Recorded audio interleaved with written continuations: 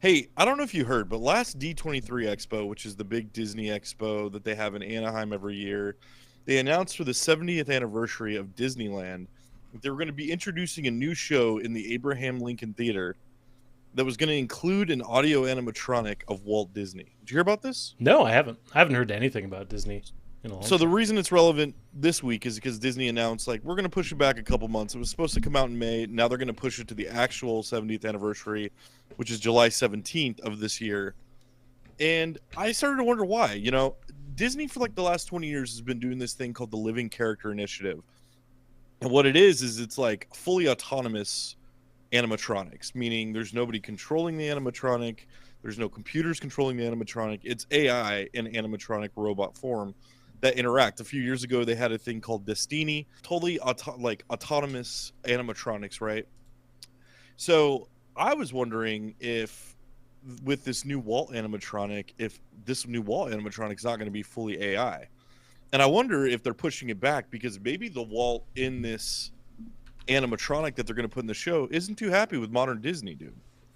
Do you think they would think they would like program in his personality and everything, and Oh, then I fully expect all of the dialogue and everything to be AI generated. I mean, I'm sure they'll take like because there's a lot of recordings of Walt Disney's from the 40s, 50s, yeah, 60s. So I'm sure they'll take stuff from like maybe stuff that was never recorded, but it's supposed to be the story of his life. So I'm sure that they're using his voice as like the model for yeah, AI. But would it be hilarious if he was like, "Look, I think the parks have gone to shit, and I think that I saw Captain America: Brave New World, and it was terrible. The MCU has lost a step, and I think we should just burn this whole thing to the ground." do you I don't think he know. would actually be a fan of the fact that Disney took that? Because like although Disney back in his days, they used to take like from a lot of like German storytelling and stuff. So it wasn't all like their own handcrafted stories. But I feel like, do you think he would be a fan of us, or Disney rather, obtaining all of these other properties from other people and making it their own? I'm glad you brought that up because that's kind of the discourse online. Is a lot of like half the Disney fan base, and you've called me a Disney adult. I'm not a Disney adult. I grew up in Anaheim, But so I love. there was a time that you and I were talking about making our own shirts and being one of those Disney Yeah, gangs. and it said I'm with Dopey, and it pointed to you, Yeah, and then you said I'm with Big Hog, and it was me, and big then hog. and then we decided against it, thank God, because we would have never lived that down. Well, I made the But shirt. the discourse is like half the people think that it's cool, and half the people think that it's morbid. I think that Walt Disney would have found that extremely cool. I think Walt Disney would Yeah, have loved where we're at. I think controversial time. I think Walt Disney would have loved Elon Musk, dude.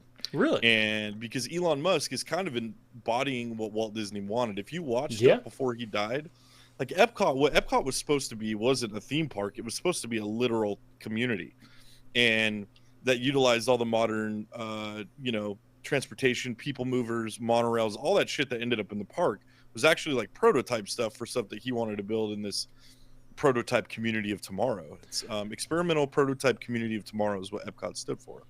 So I think, Disney made a mistake. The company, after he died, they sat back for 10, 20 years and went, what would Walt do? And I don't think like you can run a company like that. yeah, But I think Walt Disney would think it was extremely cool. I think there's something cool about having an animatronic, which he kind of, that era, dude, when Disney in the 50s and 60s, after Disneyland was built and became what it was, because they didn't know like Disneyland could have very well have ended up being a complete failure, but it didn't, and it ended up becoming what it was. And so Walt like amassed a lot more wealth after that, and he had a thing amongst Disney called WED, which was stood for Walter Elias Disney, and or it was Wedway, sorry, Wedway, and it was basically his think tank for Imagineering, and it was all this stuff that was separate from like the corporate suits in his company that would tell him no, and his brother, because his brother was the money guy. So the money guy is always like, "What are you doing? yeah. You're wasting money." Disney, And what like although was the money maker, he still, as far as I know, like he was down to waste all the money possible to make some future yeah, civilization, pretty much, right? and he was an absolute futurist. So his Yeah, thing was like he would accomplish one thing, get bored of it, put it to the side, and look to what was the next thing, which is Epcot. You know, like after Disneyland, he's like, cool, I can do this. Like, boom, let's build a community and like let's go to the future that we've imagined, right? And so that's why I love him, because I think he really was this like really unique person, and like his creativity and his mind and his animator mind, I think he tried to put into the real world. But like coming off the World War II, all the guys that he hired as Imagineers, guys that they just developed stuff that didn't exist. Animatronics did not exist. I mean, they did it in a primitive form, but not like how they did it. And so like he hired all these guys that were like, he would take animators that had these special skills, and all of those guys in that the Greatest Generation were like handy with electronics and like all this stuff, and they were fascinated by science and, you know, sci-fi and all this stuff. So he developed the animatronic, and I think it's cool. I think it comes full circle, you know, and I don't think Disney has like new ideas, so I think it's cool. But I'm wondering if, you know, the AI version of Walt isn't too happy with the way the company's run overall. I think like Walt, if he saw how big Disney became as like a corporate conglomerate, I don't think he'd be too stoked about that. I think that would be something that he would be like, what are you doing? Because you're taking the experience of it, and you're like, his thing is like create new things, don't just like regurgitate. Like he didn't want to do sequels. Like he was against doing sequels because he's like, why? We've already shown you that. Let's do something new. So anyway, I just thought that was an interesting story, relevant to the times. I'm looking forward to seeing that.